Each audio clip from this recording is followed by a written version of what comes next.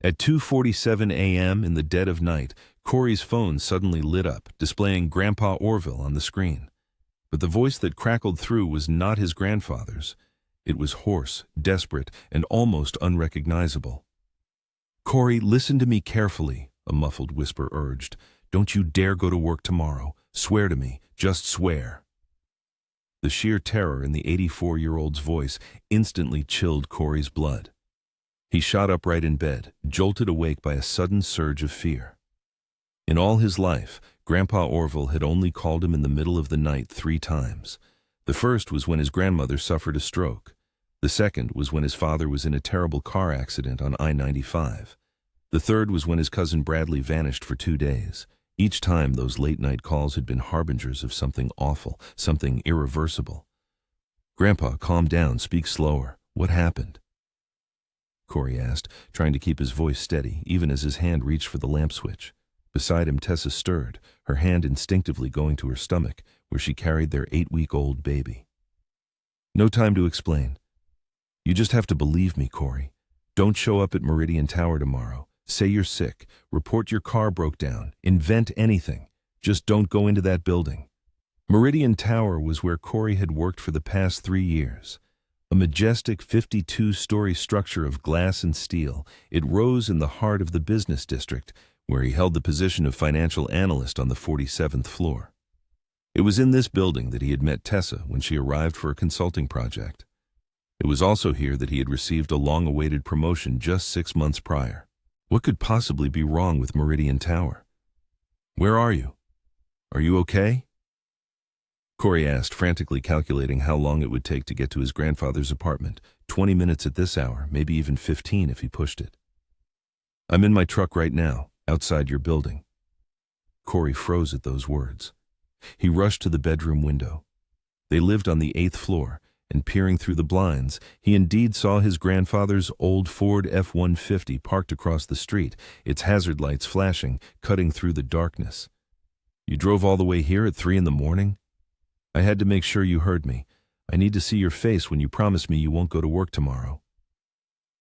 Hastily pulling on yesterday's jeans and a t-shirt, Corey, not bothering with shoes, darted out of the apartment.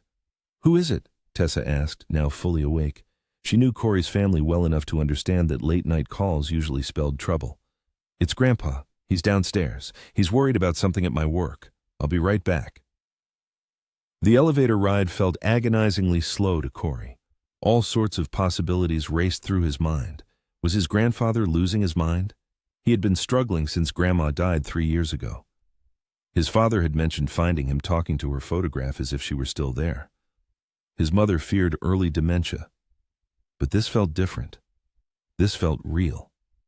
Bursting out of the lobby doors, Corey saw his grandfather standing by his truck, and his heart painfully constricted. Orville Brennan had always been the embodiment of vitality, nearly 2 meters tall, with a physique that young athletes would envy, even in his late 70s. Hands like sledgehammers, hardened by 40 years of construction work, and a resolute jaw, as if carved from granite. But now, before Corey stood a broken old man. His gray hair was disheveled. He wore pajama pants and a construction jacket Corey remembered from his grandfather's days as a foreman. His hand trembled as he reached for his grandson. "Corey, thank God!" His grandfather gripped his shoulders with powerful hands, and Corey felt them tremble. "You have to listen to me. Something is wrong with that building. I feel it." "Feel it? Grandpa? What do you mean?" His grandfather's blue eyes, the same shade as Corey's, bored into him with an intensity he had never witnessed before. 40 years in construction, kid. 40 years I've built this city from the ground up. I learned to read the signs, to hear the sound of concrete under stress, how steel groans when it's carrying more than it should. That building is screaming, Corey, but no one else hears it but me." "You were at Meridian tonight?" His grandfather nodded, his grip on Corey's shoulders tightening. "After you sent me that ultrasound picture of my great-grandson, I wanted to see where my grandson's father worked, to imagine you there, successful and safe. But when I got there, when I really looked at that building, listened to it, I understood. The underground parking garage, the support columns, the way the building stands, it's all wrong. It's going to collapse, Corey. Maybe not tomorrow, maybe not next week, but very soon. And my gut tells me, tomorrow. A premonition of disaster hung in the air. It felt as though something inevitable was set to happen next week, yet an oppressive feeling suggested the fateful hour was closer, perhaps even tomorrow. Under the dim yellow glow of the streetlights, looking at his grandfather's despairing face, Corey faced a difficult choice: to trust the rational voice of reason, which attributed everything to old age and grief, or to unequivocally believe the man who had never let him down before. The one who, in his distant childhood, had risked himself to pull Corey away from a dangerous construction site moments before a tower crane collapsed. The mentor who had explained that intuition was not a mystical gift, but a culmination of experience warning of danger. "Okay," he said, "I'll stay home tomorrow." Life went on. Tuesday evening was filled with their usual routine. He and Tessa were busy making dinner in their cozy kitchen. She skillfully chopped vegetables while he prepared the pasta. In the compact space, they moved in unison, like seasoned dancers perfecting each step. From the kitchen window, a captivating view of the city skyline unfolded, where Meridian Tower stood tall, bathed in the golden glow of its lights against the darkening sky. "The Henderson report is finally ready," he shared with Tessa, stirring the fragrant marinara sauce. "After 6 months of meticulous analysis, I'm presenting it to the board tomorrow at 9 a.m. Janet hinted that if all goes well, the senior analyst position is mine." Tessa gently wrapped her arms around his waist. "You deserve it. No one works as hard as you do." Her hand, as if protectively, touched her stomach, a gesture that had become habitual in recent weeks. "And besides, we'll need the extra money." On the refrigerator, an ultrasound photo was pinned with an Eiffel Tower magnet, a reminder of their honeymoon. At 8 weeks, their baby looked like a tiny bean, but it was their long-awaited bean, a symbol of the future. He immediately sent the photo to all their loved ones, his parents, Tessa's family, and of course, Grandpa Orville. The reply came back instantly, full of joy and excitement. "That's the best news my old bones have heard in years, grandson. That baby is going to have the best great-grandpa in the world, already planning a treehouse." Grandpa Orville had been an unshakable constant in his life when everything else changed. When his father's job required them to move from place to place, Grandpa remained a reliable anchor. His house always smelled of sawdust and freshly brewed coffee. The garage was a wonderland, filled with tools and unfinished projects, and his stories transported listeners to the construction sites where the city's iconic buildings were erected. After Grandma Rose's death 3 years ago, something in him had broken, but the spark of life had not gone out. Soon after the funeral, a weekly lunch tradition began. Every Thursday, promptly at 12:30 p.m., at Sal's Cozy Diner on 5th Avenue, Grandpa would order his unchanging turkey club sandwich, no mayo, but with extra bacon, and share memories of building the city. "See that bank on 3rd Avenue?" he recounted last week, pointing to a building through the diner window. "I built that in '78. They wanted to cut corners on the foundation using cheap concrete. I warned them if they wanted to build on sand, they'd have to find another contractor. The building still stands because we did it by the book." Grandpa was uncompromising about safety and obsessed with structural integrity. His father, Randall, often joked that Grandpa could diagnose a building's problems like an experienced doctor reading symptoms. "Your grandpa once saved an entire construction crew by refusing to work until they reinforced a wall," his father would tell him. "The wall collapsed an hour after they finished. 12 men could have died." Corey's job at Meridian Tower was a source of particular pride for his grandfather. When he was hired 3 years ago, Grandpa personally drove him to the office on his first day. "47th floor," he whistled admiringly. "My grandson works in the clouds. This building is only 5 years old, state-of-the-art equipment. A smart building, they call it. Sensors monitor everything from temperature to structural stress." The irony was that the man who built with his hands had a grandson who created financial models on computers. But Grandpa never made him feel that his work was less important. The realization of one's own insignificance at work can be painful.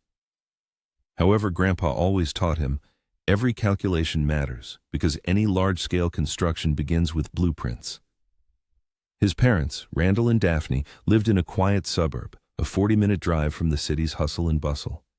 His father had chosen a career in medical equipment sales, which required sociability and persistence. His mother taught third grade at the local elementary school. Their concern was for Grandpa's loneliness, especially after they once found him in the garage talking to a photograph of his deceased grandmother. "He's getting old," his mother worried during Sunday dinner. 84 is serious. Maybe we should consider an assisted living facility." "He'd rather die than agree to that," his father retorted. "You know how much he values his independence." But Corey knew his grandfather better. Yes, he talked to Grandma's photograph, but hadn't Corey done the same?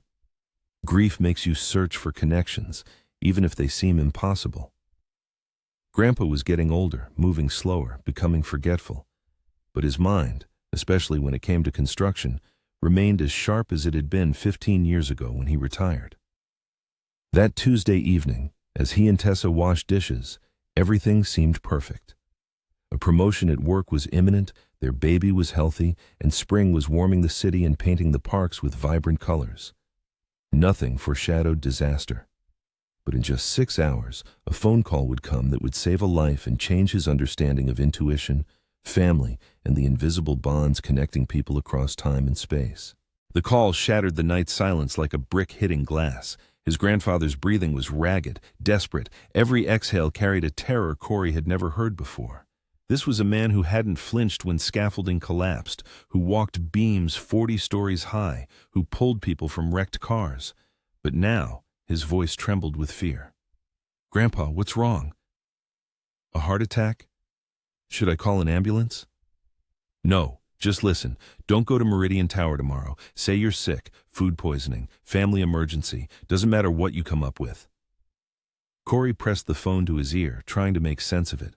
Behind his grandfather's voice, he could hear the sound of cars and horns. He was in his truck. "You're scaring me. What's going on? Explain." "I drove by there tonight. After you sent the ultrasound, I wanted to see where my great-grandson's father worked. But when I looked at the building, I realized something's wrong. The underground parking garage. There are cracks there that weren't there last month. Water is pooling where it shouldn't be. The support columns have shifted." His mind tried to find a logical explanation. "How could you see that at night? The garage has restricted access after closing." "I know the security guard, Tommy Watts.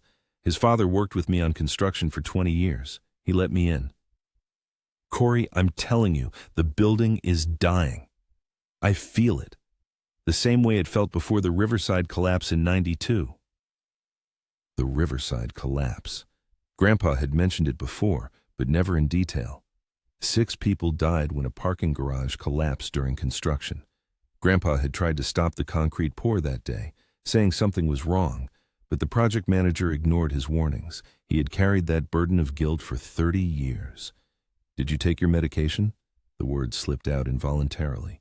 "You know, Doctor." Jeffrey talked about the effect of blood pressure on sleep. "It's not the pills!" The shout made Corey pull the phone away from his ear. Tessa sat up in bed, her face etched with concern.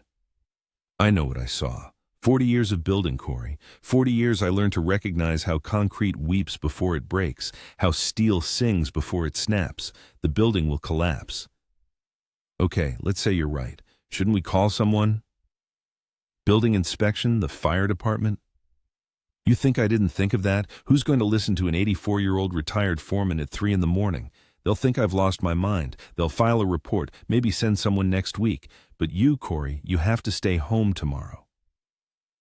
Corey's tomorrow was supposed to start differently, but fate had other plans. The phone in his hand vibrated insistently. It was his father calling. Corey declined the call, but the device wouldn't quit, persistently signaling a repeated call. "Grandpa, did you call Dad?" Corey asked, sensing trouble. "I called everyone," his grandfather replied. "Your father, your mother, Uncle Jerome. Someone has to get through to you." "You woke everyone up at 3 in the morning?" Corey exclaimed. "I'd call the Pope if it kept you home," his grandfather snapped. Corey's phone was practically exploding with calls and messages. His mother texted, "Honey, Grandpa Orville is at our door. He's begging us to make you stay home. Maybe we should call a doctor?" His father sent a message. "Corey, what's going on? Your grandpa is crying. I've never seen him like this, not even at Mom's funeral." Grandpa, you're scaring the whole family. You went to Mom and Dad's? Corey asked. I was there first, but they wouldn't listen either. Your father thinks I'm having a spell. Your mother wanted to call Dr. Jeff. But I'm not crazy, Corey. I'm of sound mind. I'm trying to save your life. Tessa, who was nearby, gently touched his arm. Put him on speaker, she advised. Corey followed her suggestion, and Tessa's calm voice filled the room. Grandpa Orville, it's Tessa. We're listening. We understand you're concerned. How about Corey works from home tomorrow, at least until lunchtime? He can participate in meetings, send the report by email. All day, Grandpa insisted. Promise me he'll stay home all day. And Tessa, you'd better stay away from downtown, too. If that building collapses, it won't be quiet. At that moment, another call came in. This time it was Janet, Corey's boss, at 3:24 a.m. He declined the call, but a message immediately followed. Corey, someone called the office hotline and said you were in danger. What's going on? Are you okay? Grandpa, did you call my office? Corey asked. I called building management. They just laughed at me, said their sensors would detect any structural problems. Sensors, as if a computer could know what I know after 40 years of experience. The full gravity of the situation crashed down on Corey. The Henderson report. 6 months of work sitting on his laptop. A promotion review at 10 a.m. A career he had built step by step, just as his grandfather had erected his buildings. But through all this logic and reason, his grandfather's voice, filled with genuine terror, broke through. If I stay home tomorrow and nothing happens, we'll talk about getting you help, real help. Agreed, his grandfather replied. If nothing happens, I'll go to any institution you choose. But Corey, something will happen. I'm willing to bet my life on it. At 4 a.m, Corey made a decision that, as it turned out, saved his life. He sat at the kitchen table with cooling coffee, staring at his laptop screen where the cursor blinked in a draft email to Janet. Tessa sat beside him, offering silent support with a touch. Severe food poisoning after dinner, he typed. Unable to come in today. Henderson report attached for 9 a.m. presentation. Will be available if possible. Apologies for the inconvenience. Corey's finger hovered over the send button.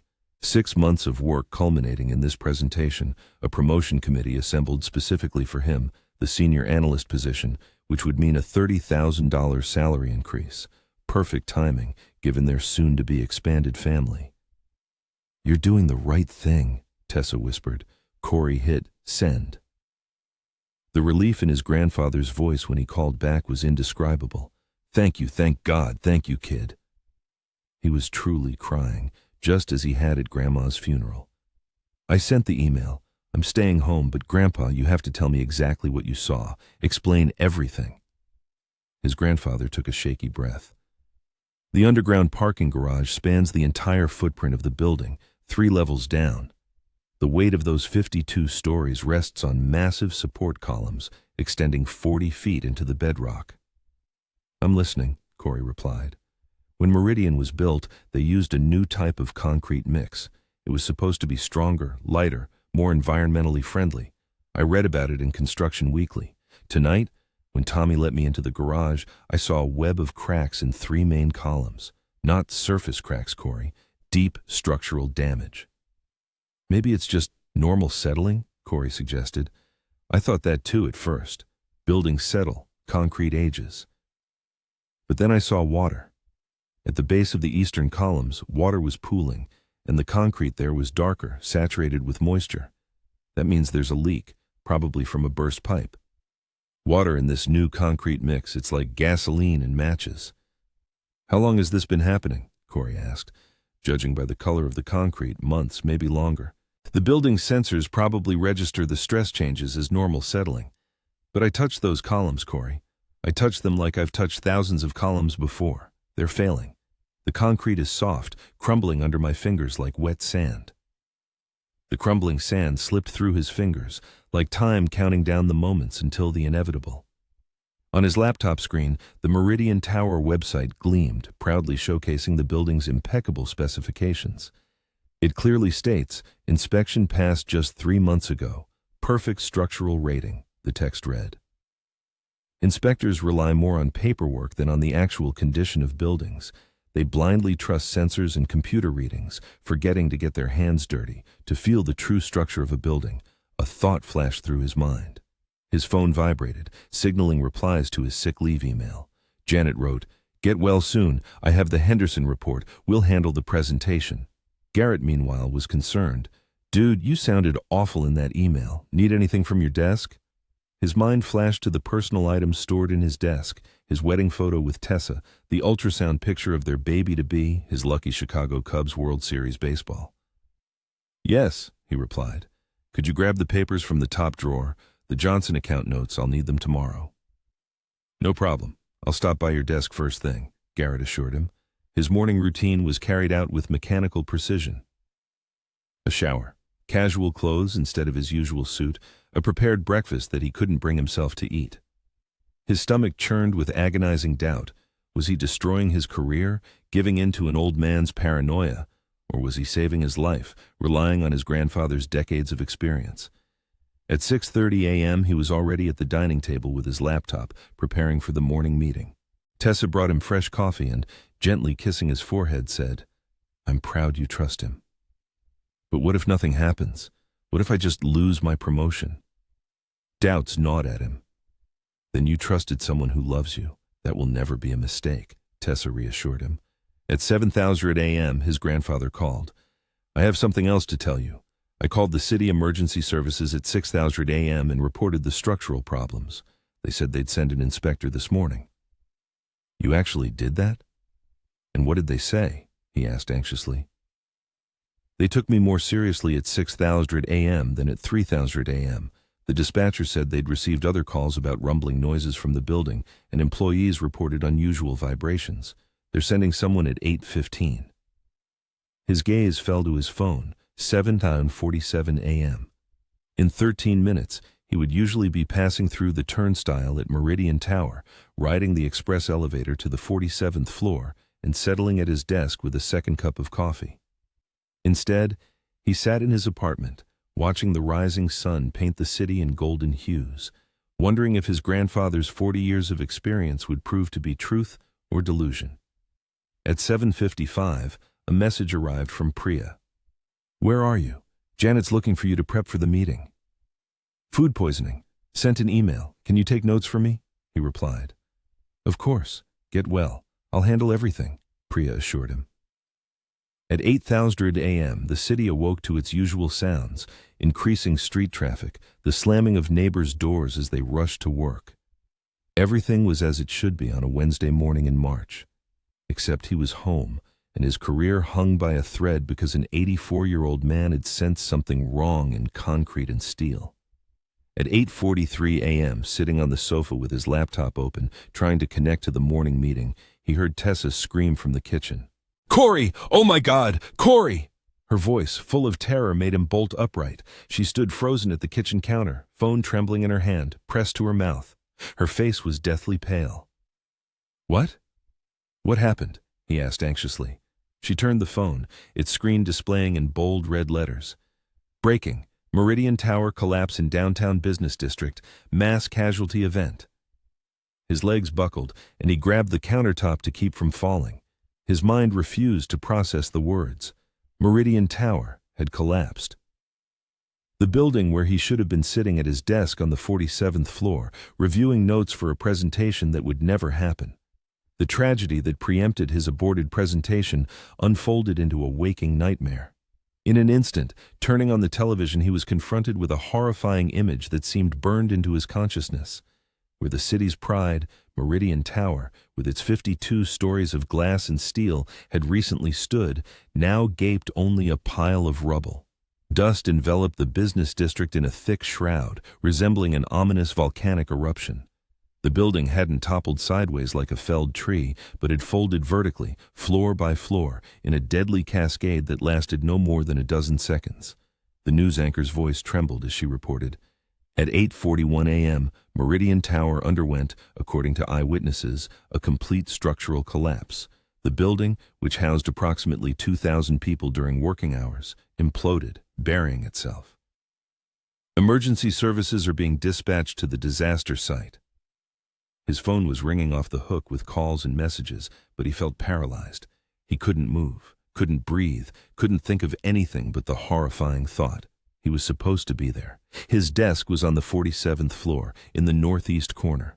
On any other Wednesday at 8:41 a.m., he would have been doing a final review of the Henderson report, preparing for his presentation. The first message, like a lightning bolt, snapped him out of his stupor. "This is Angela, Garrett's wife. Have you heard anything about him? He went to your desk this morning to pick up some papers. Please call me back." Garrett was at his desk. At his desk on the 47th floor because he had asked him to pick up those damn papers. His attempt to call Garrett failed. It went straight to voicemail. Next call, Priya. Silence. Janet, silence. Meanwhile, the news anchor continued. Preliminary reports indicate that an evacuation began around 8:15 a.m. following a request for an emergency building inspection. It is currently unclear how many people managed to evacuate the building before the collapse. His father's truck screeched into the driveway, braking sharply. He watched from the window as his father and grandfather leaped out of the vehicle and ran towards the entrance. Minutes later, they burst into the apartment without knocking. Grandpa looked as if he had aged a decade in those 4 hours. His face was drawn, his hands trembling. "Corey, thank God you listened. Grandpa, the people, all those people. Garrett went to my desk. Priya was taking notes for me. They all died because of where I was supposed to be." "No," his grandfather said firmly, gripping his shoulders tightly. "Listen to me. I made the call at 6 a.m. I called emergency services. They started the evacuation."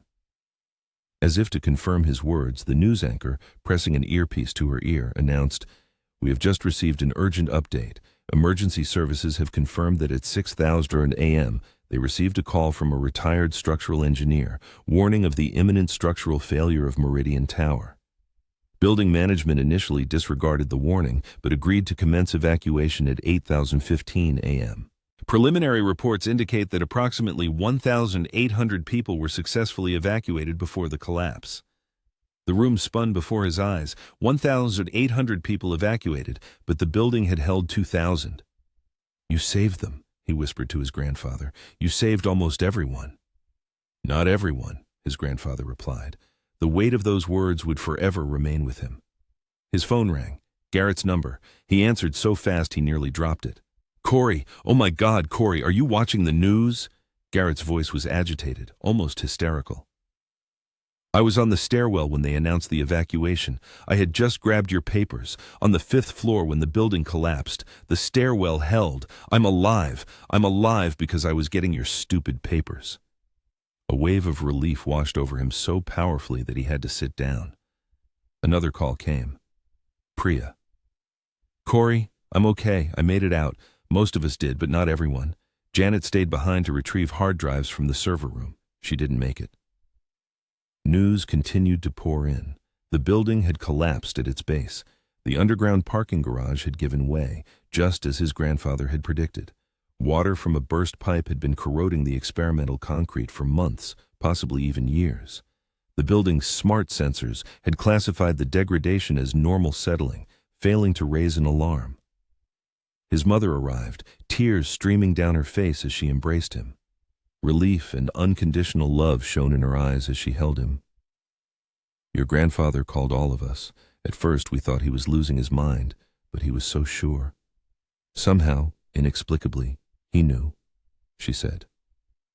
His father stood, supporting Grandpa, who seemed to shrink with each tragic piece of news about the deceased. Security guards who had stayed until the last minute to organize the evacuation. Maintenance personnel working in the basement. People who had arrived at work earlier than usual, naively believing they had more time. "I should have raised the alarm sooner," Grandpa whispered bitterly. "If I had raised the alarm at 3 a.m, as soon as it hit me, maybe all of them would be alive." But looking at this venerable 84-year-old man, who had spent a sleepless night driving, knocking on doors, making desperate calls, and refusing to be dismissed, Corey recognized the true scale of his heroic act. He had accomplished the seemingly impossible. He had managed to hear the death song of concrete and steel and saved 1,800 lives, including his own. 3 weeks later, the official investigation confirmed his grandfather's worst fears. The experimental concrete mix used in Meridian Tower contained a calcium compound that reacted destructively with prolonged water exposure. A ruptured water pipe, subtly running beneath the parking garage, had steadily eroded the building's foundation for 14 months. The smart sensors were programmed to ignore gradual changes, mistakenly classifying the daily degradation as natural settling. The building had been slowly dying for over a year, and only one man had managed to hear its death rattle. Of the 2,000 employees at Meridian Tower, 1,847 were saved. 53 people, unable to escape, became names etched into Corey's memory, faces that appeared before his eyes every time he closed them. Janet Morrison, his direct supervisor, who stayed behind to secure corporate data. Thomas Chen, a security guard who refused to leave his post until every floor was checked. Maria Santos, a cleaner trapped in a basement storage room. Each name symbolized a life cut short, a life that could have been his own. At the memorial service held in Riverside Park under a leaden April sky, Corey met their families. A woman named Bethany Chen squeezed his hands tightly with desperate gratitude. "Your grandfather saved my husband. He worked as an IT specialist on the 30th floor. Thanks to that timely evacuation, our twins still have their father. Please convey my sincere gratitude to him." He met dozens more people, each owing their life to his grandfather. An accountant who had just returned from maternity leave, an intern on their third day of work, a manager who nearly missed the evacuation, mistaking it for a drill. All of them survived solely because of the foresight of an 84-year-old man who recognized the signs of impending disaster and refused to stay silent. Grandpa inadvertently became a hero. The media dubbed him the Guardian of Meridian and the man who heard death approaching. Interview offers poured in from all major news channels, but he consistently declined them. Fame hadn't changed him. He was burdened by the 153 lives he couldn't save. "I should have called sooner," he would repeat during their traditional Thursday lunches, which they never missed. "But you saved 1,847 lives, Grandpa." "But not everyone," he would reply, his voice heavy with sorrow. City authorities demolished what remained of Meridian Tower and established a memorial park on the site. A tree was planted in memory of each victim, 153 trees forming neat rows, with plaques bearing the names and ages of the deceased. Grandpa visited the park every week, touching each trunk as if they were concrete columns, whispering apologies to the wind. 6 months later, their son was born. They named him Orville, affectionately calling him Ollie. When Corey first held him, his tiny fingers gripped Corey's tightly. Grandpa whispered to him, "Trust your gut, little one. And if someone who loves you says something's wrong, listen, even if the whole world thinks they're crazy." The tragedy led to a nationwide overhaul of building codes. The use of experimental concrete was banned. Sensors were recalibrated to flag any structural anomalies, no matter how minor. This set of measures became known as the Orville Protocol, though Grandpa was vehemently against the name. "It should be called the Common Sense Protocol," he grumbled. The old man, grumbling, referred to what happened as nothing less than the triumph of common sense. After the ordeal, Corey permanently left corporate finance. Even the thought of returning to high-rise offices brought an unpleasant tightness to his chest. Instead, he dedicated himself to teaching risk assessment at a local college, using the Meridian case as a vivid example. Tessa supported this decision, even though their household income was halved. "Money isn't worth your peace of mind," she would say, gently holding little Ollie close. Grandpa still called at the most inconvenient times, like once at 1 a.m. "That new restaurant on 5th Street with those fancy lights, you shouldn't eat there. Something's off with their food storage." The family heeded the advice, and 2 days later, the health department shut down the establishment due to violations that threatened severe food poisoning. Some might have considered Grandpa to possess a gift of foresight, a supernatural sense of danger. However, he merely brushed off such suggestions. "No magic," he insisted, "just 40 years of paying close attention. Buildings, food, people, they all send warning signs before they crack. Most are just too busy to notice." But the truth, it seemed to Corey, ran deeper.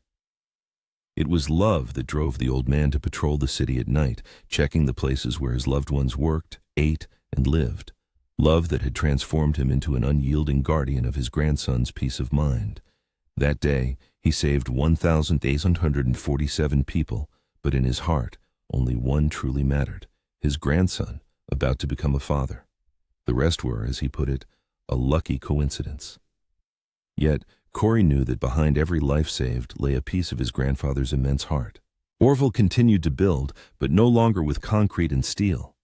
He constructed safety nets woven from intuition, experience, and boundless protective love. When he called in the middle of the night with a warning, no matter how strange it seemed, they listened. The whole family learned to. His father installed sensors in Grandpa's truck to know when he embarked on his nocturnal patrols. His mother kept records of his predictions, noting their 87% accuracy. Buildings talk, Grandpa would tell little Ollie during their daily visits. Concrete sings, steel whispers, and love, little one, shouts loudest of all. You just have to learn to listen. Essentially, all of us are, in a way, buildings, bearing burdens, subjected to pressures, sometimes cracking in the most imperceptible places. And if we're lucky, there will be a loving person nearby who notices these signs before a collapse occurs. A person who won't let us fall, even when everyone else insists it's a senseless alarm. It was such a person who saved Corey's life with a late-night call, and with it, 1,846 other people, thanks to his stubborn refusal to stand idly by. Buildings talk, Grandpa's love used to say, and sometimes that's all the world needs.